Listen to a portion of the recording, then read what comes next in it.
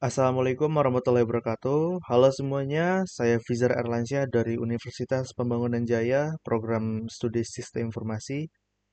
Pada hari ini saya akan mempresentasikan proyek implementasi Knowledge Capture System pada manajemen keuangan.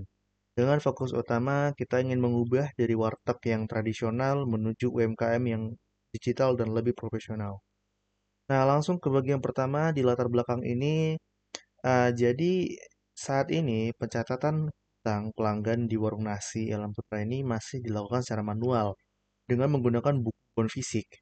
Nah, sehingga buku yang berbentuk fisik ini itu sangat rentan hilang, kotor, atau rusak jika sewaktu-waktu terselip di dapur atau kena air, basah, lalu robek.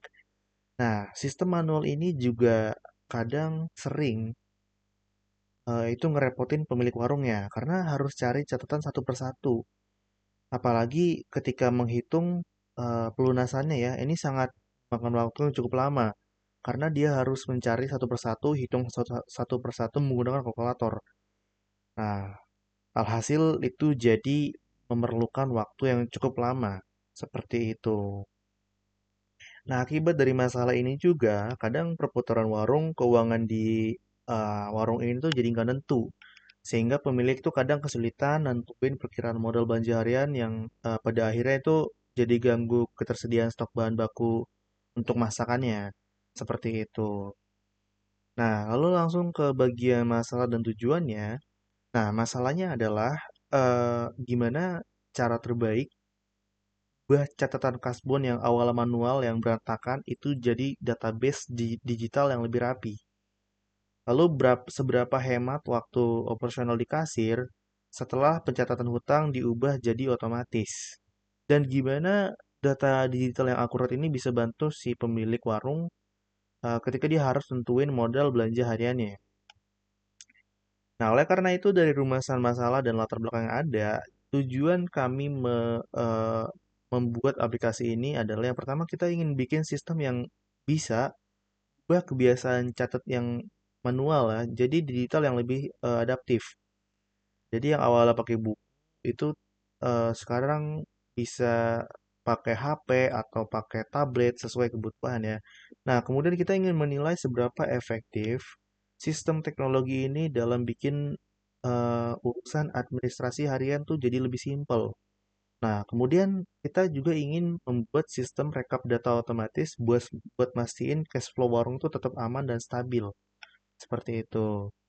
Nah, kemudian di sini ada hierarki dik dan tipe pengetahuan.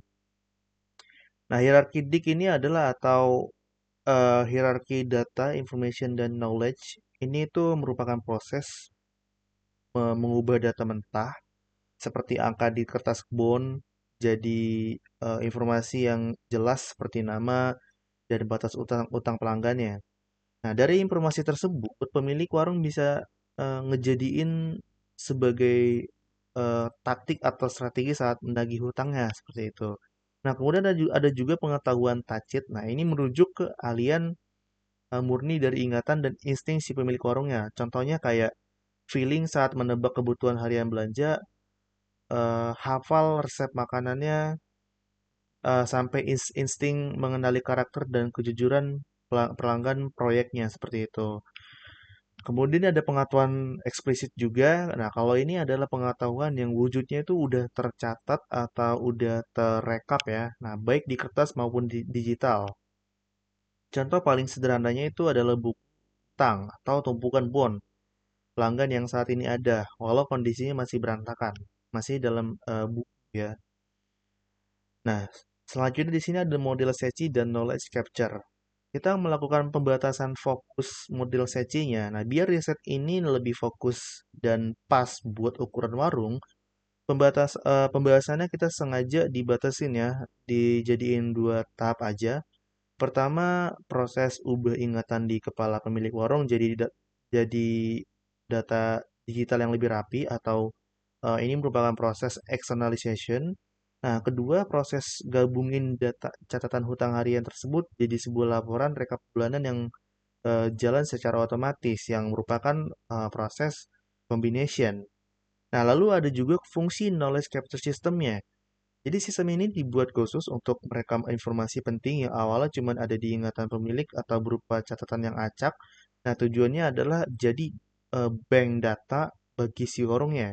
Sehingga semua catatan transaksi itu tetap kesimpan dengan aman dan operasional itu bisa jalan terus meskipun pemiliknya nggak ada di tempat atau nantinya pensiun seperti itu.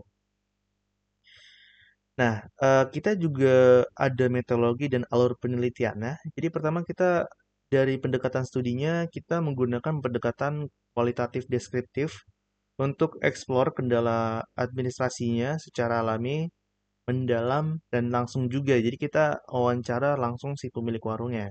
Nah, kemudian yang kedua pengumpulan datanya. Nah, wawancara mendalam semi terstruktur bareng si pemilik warungnya selaku knowledge holder utama operasional hariannya. Nah, ketiga observasi fisik. Kita juga melakukan pengamatan langsung terhadap cara kasirnya layanin transaksi, gimana si pemilik ini nulis di buku secara manual, hingga proses penghitung hariannya. Nah, yang keempat, kita juga melakukan pemetaan solusi. Kita melakukan prosedur analis data dengan mengidentifikasi pengetahuan, problem mappingnya, hingga perancangan model solusi teknologi berbasis siklus SECI itu yang tadi ya. Nah, kondisi dan strategi warung nasi Alan Putra. Nah, jadi kondisi operasional warung ini sangat bergantung pada proyek pembangunan atau eh, customer utamanya itu orang-orang proyek atau yang bekerja di konstruksi pembangunan. Nah, jumlah pekerja yang datang buat makan setiap hari itu bisa naik turun dan kurang nentu. Nah, sebagai daya tarik utamanya, warung ini fokus layanin catering khusus untuk para pekerja proyeknya dengan sistem bayar tempo atau kasbon. Jadi bayar bayar nanti ya, makan dulu bayar nanti gitu. Nah, supaya model bisnis kayak gini bisa terus jalan lancar, catatan hutang secara digital itu jadi hal yang cukup penting demi memudahkan si pemilik ketika harus menghitung semuanya seperti itu. Nah, digitalisasi data piutang atau kasbon. Dulu, catatan kasbon pelanggan cuma andelin ingatan pemilik atau ditulis di atas kertas yang kadang sewaktu-waktu bisa burem kalau kena air.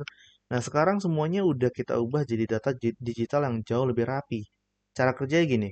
Jadi tiap ada transaksi kasbon, pemilik itu tinggal masukin nama, pelanggan, pesanan, tanggal, dan jumlah harganya langsung ya ke dalam sistem. Nah, hasilnya data utang itu jadi lebih aman, rapi, dan gampang banget dicari dalam hitungan detik. Cuman dengan ngetik nama pelanggan saja, seperti itu. Nah, pembuatan laporan otomatis, sistem ini juga bisa otomatis gabungin data transaksi harian jadi laporan keuangan. Jadi laporan total utang bulanan tiap pelanggan dan rangkuman uang masuk mingguan bisa langsung jadi. Dengan sistem seperti ini, resiko salah hitung bisa dihilangin karena pemilik gak perlu repot-repot pakai kalkulator buat jumlahin angka di kertas ya. Nah, selain itu pemilik juga bisa tahu pasti berapa sisa uang modal yang siap dipakai buat belanja bahan masakan setiap mau belanja seperti itu. Nah, di sini saya juga akan coba mendemokan aplikasi yang sudah dibuat. Nah, ini aplikasi yang sudah kami buat untuk manajemen piutang tadi ya. Oke, kita bisa langsung login aja menggunakan si pemiliknya. Jadi kita membuat sistem point of sale di sini supaya mempermudah dan eh, lebih efisien juga ya. Nah, lengkap dengan jumlah, kuantitas, dan otomatis harganya juga ikut naik. Metode pembayaran bisa pakai QRIS atau bond. Nah, ini untuk manajemen hutangnya. Misalkan yang hutang namanya Jono misalnya. Nah, kemudian dicatat kalau si Jono ini masuk ke dalam daftar orang yang menghutang seperti itu. Nah, ini akan otomatis masuk ke bagian menu kas piutang. Nah, ini adalah si Jono tadi ya yang tadi makan dan hutang dan hutangnya atau nominal hutangnya itu sudah tercatat secara otomatis. Jadi si pemilik itu tinggal menagih sesuai nominal yang tercantum saja seperti itu. Nah, dengan gini si pemilik gak usah repot-repot lagi hitung satu persatu atau setidaknya waktunya jadi dipersingkat atau jadi dipangkas lah untuk proses penghitungan atau ketika udah waktunya si pekerja-pekerja proyek ini udah gajian gitu, tinggal bayar hutangnya seperti itu. Nah, dampak sistem yang dibuat tuh kayak gimana? Perubahan sistem ini cukup bawa dampak yang lumayan besar ya. Nah, yang pertama dari sisi tenaga dan pikiran. Beban pemilik warung ini jadi jauh lebih berkurang. Kalau sebelumnya sering pusing, capek ngurusin ada banyak tumpukan bon. Nah, sekarang bisa lebih fokus ke rasa dan kualitas makanannya. Jadi kalau soal utang-utang, oh udahlah tinggal sekali klik orang langsung kelihatan tuh berapa nominal si ini si itu tanggal berapa tinggal tagih seperti itu.